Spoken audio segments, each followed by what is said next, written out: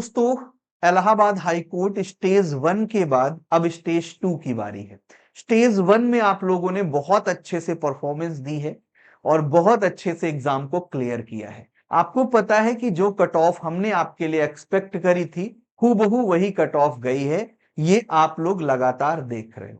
अब स्टेज 2 में जो मैं आपको बताने वाला हूं, इन चीजों को अगर आप बेहतर ढंग से सारी चीजों को समझ लेते हैं, जान लेते हैं और वैसे ही अप्लाई कर देते हैं, तो ग्रुप डी के इस नौकरी के लिए आपको कोई नहीं रोक सकता।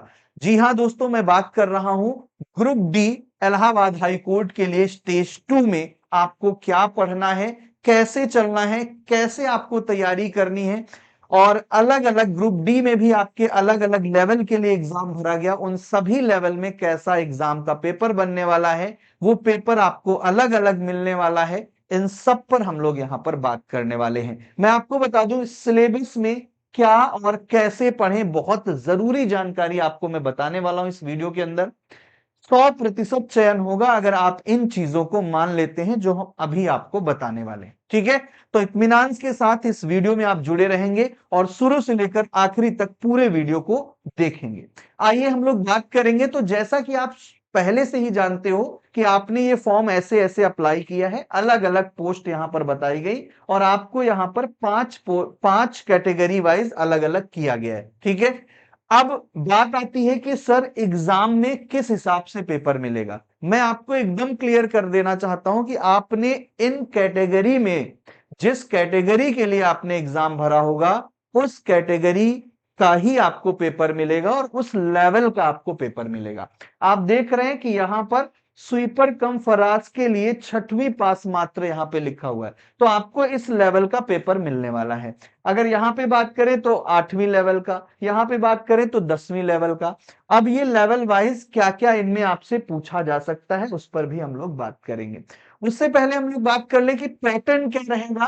तो मेरे भाई, जो स्टेज फर्स्ट का पैटर्न था, जो आपके स्टेज फर्स्ट का पैटर्न था, ये आप देख रहे हो स्टेज फर्स्ट का जो पैटर्न था, सेम पैटर्न आपको स्टेज 2 के लिए मिलने वाला है। ये स्टेज 1 का पैटर्न था, 100 मार्क्स का ये पेपर आपका हुआ था। सेम पैटर्न, कुछ भी चेंज नहीं है, वही सब्जेक्ट आपको यहां पर भी मिलने वाले हैं। अब फर्क क्या रहेगा स्टेज 1 और स्टेज 2 में। स्टेज 1 का जो पेपर था वो 90 मिनट का था, यहां पर भी आपको 90 ही मिनट मिलने वाले हैं। बस फर्क इतना रहेगा कि जो लेवल था, लेवल में बहुत ज्यादा चेंज देखने को नहीं मिलेगा। आई रिपीट, लेवल में आपको बहुत ज्यादा चेंज देखने को नहीं मिलेगा। जो लोग पहले एग्जाम दे चुके हैं उन लोगों को पता भी है। ठीक है, मेरी बात ध्यान से सुनते जाना। लगभग लगभग, मैं पूरा पूरा नहीं कहूंगा, लेकिन लगभग लेवल सेम ही आपको मिलेगा। यानी स्टेज 1 और स्टेज 2 में बहुत माइनर डिफरेंस आप देखने को मिलेगा पेपर में। थोड़ा सा लेवल स्लाइटली हो सकता है कि बढ़ाया जाए, नहीं तो आपको हूबहू वैसा ही पेपर देखने को मिलेगा। ठीक है, हो सकता है कि जो कट ऑफ अभी 87 जा रही, 86 जा रही, तो हो सकता है कि 83 82 या 80 पे आ जाए, बस इससे ज्यादा फर्क नहीं। यानी 4-5 नंबर का हो सकता है कि कट ऑफ में 3-4 नंबर का कट ऑफ में डिफरेंस देखने को मिले, लेकिन उसके लिए आपको चिंता नहीं करना। आपको जो पढ़ाई करनी है, जैसे आपने पहले तैयारी करी वैसे ही तैयारी आपको करनी है। अब हम लोग आपको एकदम क्लियर एक चीज बता दें कि ये स्टेज 2 अगर आपका पार हो गया तो आपको नौकरी मिल गई है, ये बात समझ लीजिए। क्योंकि यहां पर देखिए आपको एकदम क्लियर किया गया है, इंटरव्यू वाला, इंटरव्यू जैसी कोई भी बात यहां पर आपसे नहीं है। ठीक है, interview shall not be part of the selection process. Interview selection process, interview selection process का पार्ट नहीं है। चौथे नंबर पे आपको लिखा है the combined merit all category D post shall be prepared on the basis of marks obtained by the candidate stage 1 and stage 2। इन दोनों category में जो कंबाइंड परफॉर्मेंस होगी उस पर आपकी मेरिट बनेगी। तो स्टेज 1 में अगर आपने अच्छा परफॉर्मेंस किया है, स्टेज 2 में भी कर लेंगे तो आपका सिलेक्शन 100% हो जाएगा। एक बात याद रखिएगा मेरे भाई कि जो सोच रहे हैं कि सिर्फ हमने कट ऑफ पास किया है जस्ट, उनका स्टेज 1 भी जुड़ेगा और स्टेज 2 के साथ। तो स्टेज 2 में आपके मार्क्स थोड़े अच्छे होने चाहिए, इसीलिए मैंने आपको टारगेट दिया है कि 90 का टारगेट हम लोग लेकर चल रहे हैं। 90 से कम हम लोग स्कोर ना करें, ये बात अपने दिमाग में एक बार बिठा के रखिए। आइए हम लोग आगे चलते हैं।